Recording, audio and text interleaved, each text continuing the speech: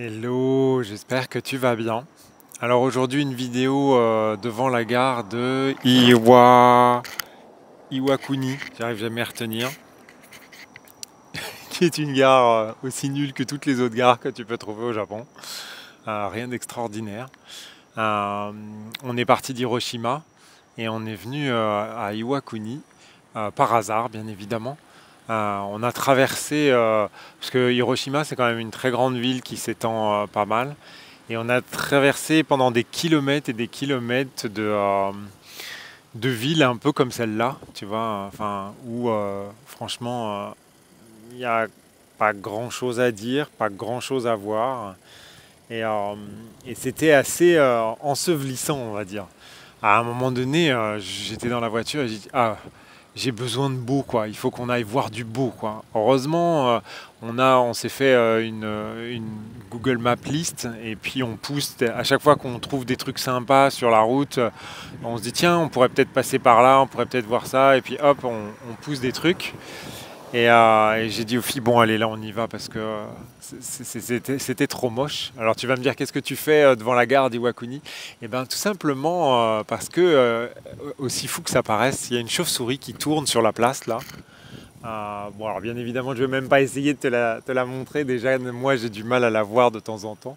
Elle tourne comme ça, elle arrête pas de tourner et je me suis dit que c'était un lieu un peu sympa, un peu anachronique par rapport à tout ce béton, ce carrelage et ce bitume.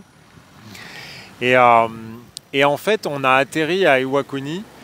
Alors, c'était pas le Iwakuni de, de là où on dort. C'était le Iwakuni médiéval, historique et tout ça. Et c'est la première fois, c'est ce que je disais à mon époux, je dis c'est la première fois que on a pu trouver un lieu où en fait, parce que souvent au Japon, il y a un truc sympa, tu vas le voir, et puis tout ce qui est autour, bah c'est pas terrible quoi, à voir c'est pourri. Mais là, pour le coup, toute la partie qu'on a visitée à Iwakuni, où donc, il y a un pont en bois, tu vois, avec des arrondis et tout ça, et tout était magnifique en fait. Tout était vraiment sympa. Il y avait des pelouses, des pelouses au Japon, tu vois, des trucs de fou avec des arbres gigantesques, centenaires et tout. Franchement, c'était top. Ça nous a fait un bien fou. En plus, il y avait une super rivière que là, pour le coup, ils n'avaient pas saccagé avec du béton. Ils avaient bien aménagé avec des gros rochers et tout. C'était super propre et tout. Donc, on a fait trempette, on a joué dans l'eau et tout. C'était cool. Et bien évidemment, ça c'est purement par hasard qu'on a trouvé ça. Le hasard, que du bonheur. Et, euh, et cette longue introduction pour te dire que effectivement j'ai fait pas mal de routes aujourd'hui et que à un moment donné j'étais en train de conduire avec un gros monospace qui me collait au train.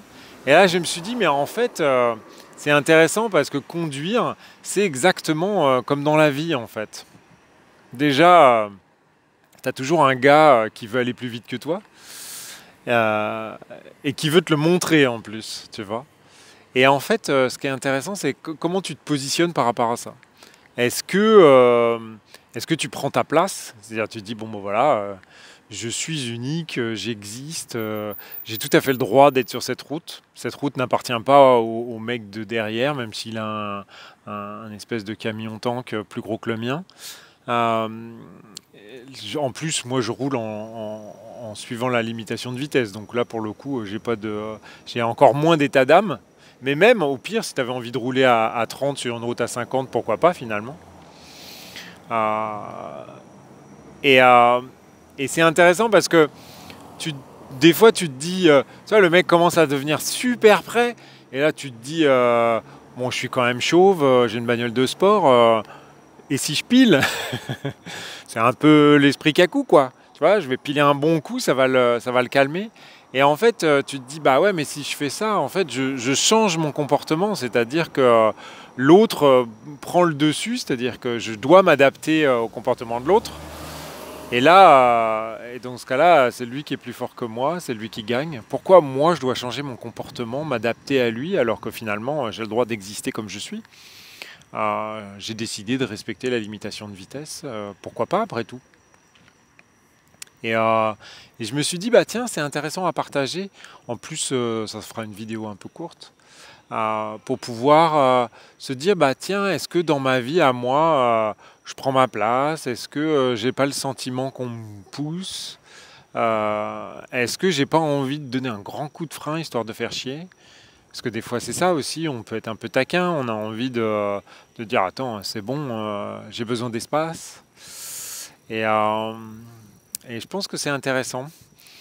Surtout parce que souvent j'entends quand je discute avec surtout la gente féminine qui est au volant, par exemple, elles ont peur sur l'autoroute parce que tu as un mec qui déboule à toute berzingue, qui fait des appels de phare et machin et tout ça. Et, euh, et autant je pouvais avoir un esprit taquin avant, autant maintenant, puis surtout avec les enfants dans la voiture, je fais pas le malin. Mais, euh, mais c'est surtout que bah, c'est son choix en fait. C'est son choix de vouloir rouler vite, c'est son choix de se mettre dans cette situation-là. Nous, on n'intervient pas, on n'est pas dans sa vie. Alors après, c'est vrai que nous, on devient l'obstacle, mais après, la vie, elle est en train de lui dire un truc. Euh, alors après, on peut se dire, ah bah oui, mais je vais doubler, je vais accélérer pour doubler plus vite ou machin. Bah ouais, mais là, c'est toi qui prends le risque en fait. C'est toi qui te mets dans une situation inconfortable pour faire plaisir à quelqu'un d'autre. Euh, et puis tu te rabats un peu court, tu vois. Bah ouais, mais là, pareil, tu prends le risque finalement d'effrayer la personne qui, elle, est tranquille sur la voie de. Alors, on va dire que. Enfin, je sais plus où sont les voies maintenant, entre la France et la. Faudrait que je sois dans une voiture en France pour savoir où sont les voies. Donc, mais bref, tu as compris, à un moment donné, on ne sait jamais, ça peut être une petite mamie, elle a peut-être peur au moment où tu te rabats un peu court, tu vois, elle va dans le fossé et tout, tu es responsable de ça, tout simplement pour faire plaisir au mec qui voulait rouler vite. Enfin, tu vois, les circonstances, ça te parle, j'imagine, parce que dans la vie de tous les jours, des fois, on peut avoir ce comportement-là, vouloir essayer de faire plaisir, même si ça nous dit pas trop, que ce soit pour manger quelque part, que ce soit pour aller quelque part, ou faire des trucs. Bah, finalement, si ça nous convient pas, ça nous convient pas. On a le droit d'exister comme on est, et on a le droit de dire, bah non, finalement, là, j'y vais pas, ou non, j'ai pas envie de manger ça, ou finalement, allez-y sans moi. C'est aussi tout à fait possible en fait. Et, euh, et moi je pense que quand il y a un mec qui vient comme ça à tout berzingue, bah de toute façon, s'il avait un avion, il passerait au-dessus, mais là il peut pas, donc bah il va prendre son temps quoi en fait. La vie lui dit de se calmer. À un moment donné, il n'y a rien à faire en fait. Et puis si toi tu sais pas faire, hein, tu relis la vidéo d'hier et puis tu sais, hein, si tu sais pas quoi faire, tu fais rien. Donc bah, si tu sais pas comment te comporter avec un mec qui te colle, bah tu fais rien. Tu restes comme tu es. Finalement, tu as le droit d'exister comme tu es. Que du bonheur, en fait. Alors, si tu te dis que la lampe du lampadaire qui est ici, elle est un peu basse, c'est normal, c'est la pleine lune. Je voulais aussi te mettre ça dans la vidéo, c'est cadeau. Donc, parce qu'en ce moment, ça nettoie pas mal. Donc, comme ça, tu peux en profiter. Voilà, voilà. C'était une petite vidéo toute bête pour te rappeler que ce qui est important, c'est toi. Ce qui est important, c'est ce que tu penses, c'est tes règles de vie. On en a parlé pas mal ces derniers jours. C'est à un moment donné, est-ce que dans mes règles de vie, je dépasse le 50 ou est-ce que j'ai décidé que... Et puis les règles de vie, elles peuvent changer. Hein. À un moment donné, tu peux te dire, bon, bah, maintenant j'ai envie de rouler plus vite. Et le mec va se dire, ah, qu'est-ce qu'il foutait bah, c'est pas ton problème. J'avais pas envie de rouler vite pendant 1 heure et maintenant j'ai envie de rouler vite. J'ai changé, j'ai le droit. Là aussi, j'ai le droit. C'est pareil dans la vie en fait, tu vois. Ah bah attends, avant tu prenais jamais de décision, et là maintenant tu prends des décisions comme ça, sans réfléchir. Bah ouais, j'ai le droit. J'ai changé, c'est comme ça. J'ai le droit. Après, on n'est pas des brutes et des sauvages non plus, on sait prendre part à des groupes, à des discussions, à des décisions communes et tout ça. Et on n'est pas non plus à faire des trucs sans réfléchir. Sans réfléchir. C'est vraiment magique de voir un animal comme ça dans un lieu aussi bétonné. Sur ce, bah, je vais te souhaiter une très belle journée, parce que moi, je vais finir la mienne. Et puis, n'hésite pas, partage, commente, raconte ta vie, ça fait toujours plaisir. Je te souhaite une très belle journée, je te dis à très bientôt.